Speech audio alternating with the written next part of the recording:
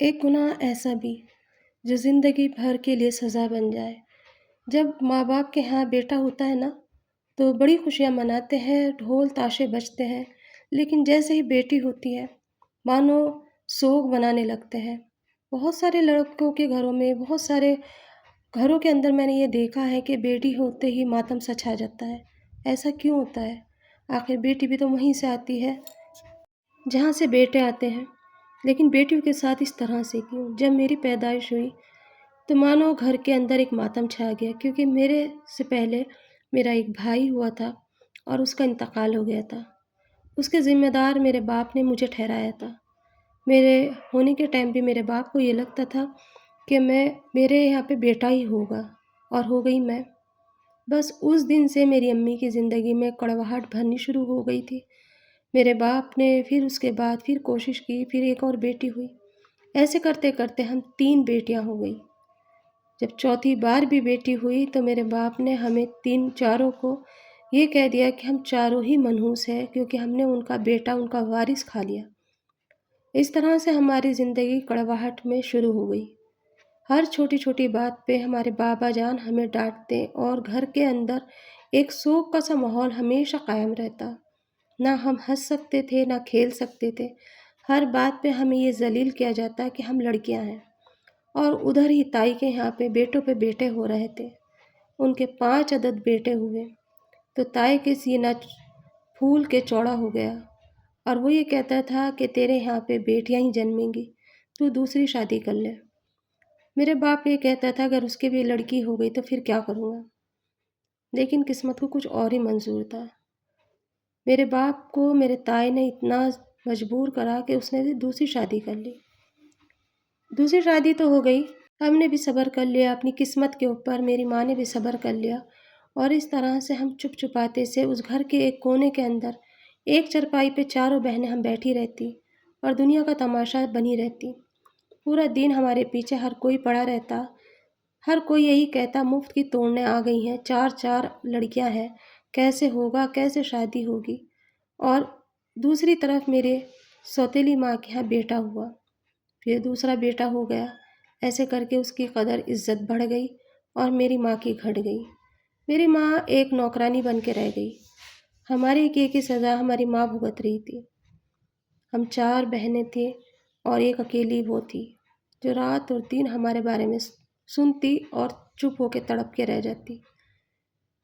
میری سوتیلی ماں بہت تیز تھی، آخر سوتیلی تھی نا، وہ ہر ممکن کوشش کرتی ہمیں پٹوانے کی، ہر ممکن کوشش کرتی ہمیں لڑوانے کی، اور ہم چپ چاپ سے دنیا کا تماشا بنے رہتے۔ اس طرح سے زندگی ہماری چل رہی تھی، اور دیکھتے ہی دیکھتے وقت آیا اور میں بڑی ہو گئی۔ شادی ہونے کے لیے رشتے دیکھے جا رہے تھے، اور ایک رشتہ آیا۔ میری سوتیلی ماں نے اس سے کہا کہ بیٹیوں والی ہے یہ، اس کے یہاں بھی بیٹی ہی ہوگی۔ اس گھر والوں کو پتہ نہیں کیا بات میری اچھی لگی یا کیا اچھا لگا، انہوں نے مجھے قبول کر لیا، اور میری شادی ہو کر کے صرف ایک جوڑے میں اپنے سسرال پہنچ گئی۔ میرے سسرال کے اندر ماشاءاللہ سب کچھ اچھا تھا۔ میرے شوہر بہت سادے مزاج تھے، ان کا ایک مرغی کا کارخانہ تھا، یا یہ کہہ لیجیے ایک چھوٹا سا کام تھا جہاں پہ دڑبوں کے اندر مرغیاں رہتی اور وہ سپلائی ہوا کرتی تھی۔ اس طرح سے میں جا کے اپنی قسمت پہ رشک کرنے لگی اور خوش ہو گئی کہ چلو اللہ کا شکر ہے اس جہنم سے نکل کے کم سے کم میں یہاں تو آ گئی۔ ادھر میری بہنوں کے لیے رشتہ دیکھا جانے لگا۔ میری ابھی چھوٹی والی بہن بہت زیادہ چھوٹی تھی، لیکن بابا نے ہی کہہ دیا تھا کہ 2 لڑکیوں کی شادی کر کے انہیں اس گھر سے نکالو، رہی اس کی ماں ایک کونے میں پڑی رہے گی۔ میں بھی بہت پریشان تھی۔ چھوٹی بہن کو میں اپنے گھر لے آئی، اپنے ساتھ رکھ لیا تاکہ اس گھر کا بوجھ کم ہو جائے۔ وہیں میرے سوتیلے بھائی جو تھے وہ آوارہ ہوتے جا رہے تھے، رات اور دن لڑکیوں چھیڑنے کی آوازیں، رات اور دن سگریٹ پینے کی، شراب پینا، جوا کھیلنا، سارے گن ان کے اندر تھے۔ جہاں ہم بہنیں ایک چرپائی پہ دبی بیٹھی رہتی، وہیں وہ لڑکے پلنگ پہ چوڑے ہو کر کے بیٹھتے اور ہمیں پتہ نہیں کیسی نظروں سے دیکھتے، اور ہم سمٹ جایا کرتی تھی۔ بابا جان کی اب ناک نہیں کٹتی تھی۔ وہ کہتے تھے لڑکا ہے کچھ بھی کر سکتا ہے۔ مجھے وہ ہمیشہ منحوس کہتے تھے۔ ایسی منحوس آئی کہ اس نے ہمارے گھر کے اندر منحوسیت پھیلا دی، اسی لیے وہ میری شکل بھی نہیں دیکھنا چاہتے تھے۔ یہاں تک کہ جب میں بیدا ہو کے اپنے سسرال گئی تو میرے باپ نے میرے سر پہ ہاتھ نہیں رکھا، نہ ہی گلے لگایا، اور بلکہ باہر چلے گئے۔ کہا کہ ایک منحوس جائے گی تو دوسری منحوس سے کھڑی ہو جائیں گی۔ منحوس ہماری قسمت پہ لکھا گیا تھا۔ خیر میں اپنے سسرال میں بہت خوش تھی، اور اپنے سسرال والوں کی میں خدمت کرتی اور ان کا دل جیتتی۔ اسی بیچ میں اوپر والے نے میرے یہاں پر بھی خوشی کری۔ میں بہت خوش تھی کہ چلو میرے یہاں پہ جو بھی ہوگا الحمدللہ میں اسے خوش ہو کے پالوں گی۔ لیکن ایک دن اچانک جب میں نے اپنے ہسبینڈ سے کہا کہ اتنا بڑا کاروبار ہے تم کیا کرو گے، تو کہنے لگے کہ ایک مقدمہ چل رہا ہے ہماری زمین کا، اگر وہ جیت جاؤں تو یہ سارا کاروبار میں اپنے بیٹے کے نام کر دوں گا۔ میں ان کا منہ دیکھتی رہ گئی کہ آپ کو بھی بیٹے کی تمنا ہے۔ میں اس گھر سے آئی تھی جہاں لڑکیوں کو منحوس کہا جاتا تھا، اس گھر میں بھی لڑکیوں کو یہی رتبہ ملے گا۔ میری ساس بھی یہی تمنا کرتی تھی کہ بیٹا ہی ہونا چاہیے۔ 9 مہینے میں کس طرح سے گزارے میں ہی جانتی ہوں۔ ایک دن میرے ہسبینڈ بہت پریشان تھے، تو میں نے ان سے کہا کہ آپ اتنے پریشان کیوں ہو؟ تو وہ کہنے لگے کہ میرا جو مقدمہ ہے اگر وہ ہمارے حصے میں آ جائے تو پوری زندگی ہماری سکون سے گزرے گی، ہماری آنے والی اولاد بھی اچھے طریقے سے رہے گی۔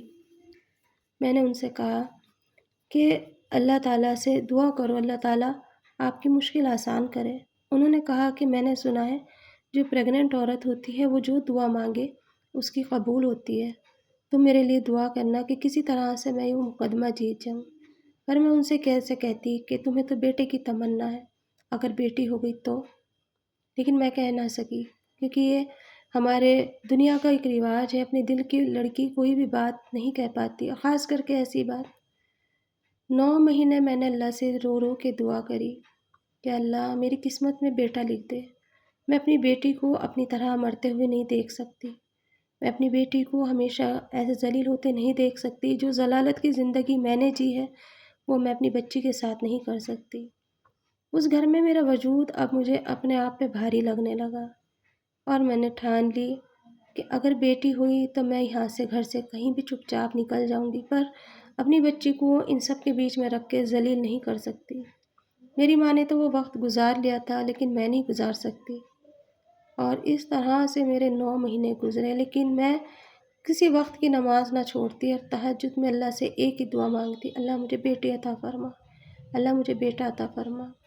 اور اس طرح سے 9 مہینے گزر گئے۔ ایک دن اچانک مجھے بہت زیادہ گھبراہٹ ہو رہی تھی اور میں رو رہی تھی، روتے روتے میری طبیعت بگڑ گئی اور مجھے ڈاکٹر کے یہاں لے جانا پڑا۔ ایمرجنسی میں میرا آپریشن کے لیے ڈاکٹر نے کہا کیونکہ میرا بی پی بہت ہائی تھا۔ سوچ سوچ کے میں بی پی ہائی ہونے لگا، اور پھر اس کے بعد اوپر والے نے، اللہ کا حکم تھا یا اللہ کی نعمت تھی یا کیا تھا، ڈاکٹر کو بھی بڑی حیرانگی ہوئی جب مجھے ایک بیٹا اور ایک بیٹی ہوئی۔ میں جڑواں بچوں کی ماں بنی۔ اللہ نے بیٹی کے ساتھ مجھے بیٹا دیا۔ یہ بیٹی کی قسمت تھی جو اوپر والے نے مجھے بیٹا بھی دیا تھا، یہ میری دعائیں تھیں یا میری ماں کی دعائیں تھیں، میں نہیں جانتی۔ لیکن خوشی مجھے اس وقت ہوئی جس دن میرے جڑواں بچے ہوئے اور میرے شوہر کیس جیت گئے، اور وہ زمین جو برسوں سے میرے شوہر کیس لڑ رہے تھے اور دوسرے کی ہونے والی تھی وہ ہمارے نام ہوئی۔ میرے شوہر نے کہا یہ میری بیٹی کی قسمت سے میں آج جیتا ہوں۔ میں بڑی حیرانگی سے ان کا چہرہ دیکھنے لگی اور میں نے کہا آپ نے تو کہا تھا کہ آپ کو بیٹا چاہیے، تو کہا کہ اگر بیٹی ہو جاتی 2 تو کیا میں انہیں پھینک دیتا؟ یہ اللہ کی رحمت ہے، کھلا دروازہ ہے جنت کا، میں بیٹا اور بیٹی میں فرق نہیں مانتا۔ یہ تو میں نے کاروبار کے حساب سے کہہ دیا تھا تم سے، میں بھی تو دیکھنا چاہتا تھا کہ تمہارے دل میں کیا ہے۔ مجھے پتا ہے کہ تم 4 بہنیں ہو اور تم نے یہ درد کیسے سہا، بس اس وجہ سے میں نے تمہیں آزمایا تھا۔ شکر اللہ کا کہ اس نے مجھے ایسا شوہر دیا۔ وہیں میرا باپ ہمیشہ جو ہمیں کوستا رہتا تھا، اس کو اس بات کا احساس ہوا کہ اس کی نیت جیسی تھی ویسے ہی اس کے کرم تھے۔ اوپر والے کو وہ ہمیشہ سے یہی کہتا تھا کہ بیٹیاں کیوں دی، اگر وہ ہمیں شروع سے خوش ہو کے قبول کر لیتا تو شاید اس کی زندگی میں بھی ہم بہاریں لاتی۔ ہم بیٹیاں تو اپنی قسمت کا اپنے ماں باپ کو کھلا جاتی ہیں، ہم اتنا گھر بھر کے جاتی ہیں جو کوئی سوچ بھی نہیں سکتا۔ ہم اپنی قسمت کا خود لے کر آتی ہیں، کھاتی بھی ہیں اور کھلا کے بھی جاتی ہیں۔ کبھی بھی بیٹیوں کو یہ نہ سوچے کہ یہ بوجھ ہے، یہ اللہ کی رحمت ہے اور اسے خوشی خالی سے قبول کر لیں۔ یہ مان لے کہ اللہ کی رضا میں ہی ہم سب کی رضا ہوتی ہے۔ زندگی کا یہ سبق میرے باپ کو جب تک ملا وہ ضعیف ہو چکا تھا۔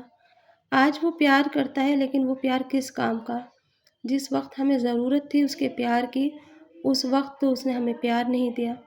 آج یہ پیار کس کام کا؟